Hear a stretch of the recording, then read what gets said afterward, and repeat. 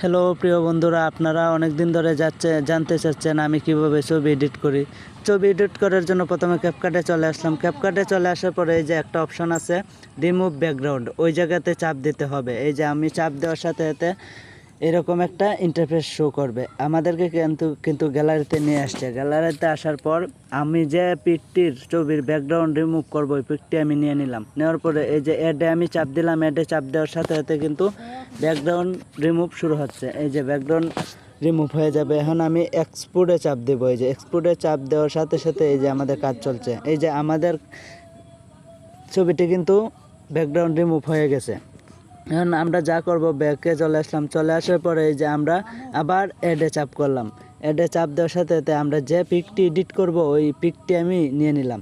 পিকটি নেওয়ার পরে সুন্দরভাবে আমি সেট করে নিলাম, পিকটি বসিয়ে দিলাম।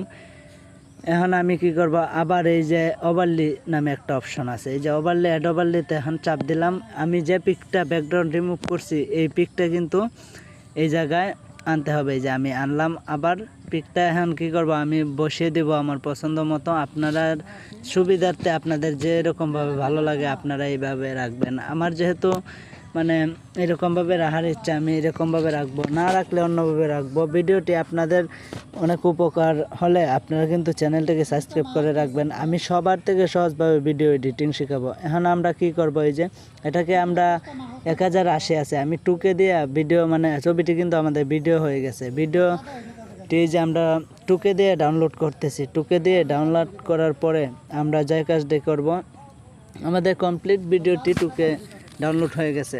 এখন আমরা চলে যাব আমাদের গ্যালারিতে যাওয়ার পরে মানে আমরা যে পিকটি এডিট করছি ওইটা কিন্তু ভিডিও হয়ে গেছে। ভিডিওটি এই যে আমি ভিডিওতে চাপ দিলাম। ভিডিও থেকে এখন আমি কি করব, এই যে এখানে একটা স্ক্রিনশট মারব।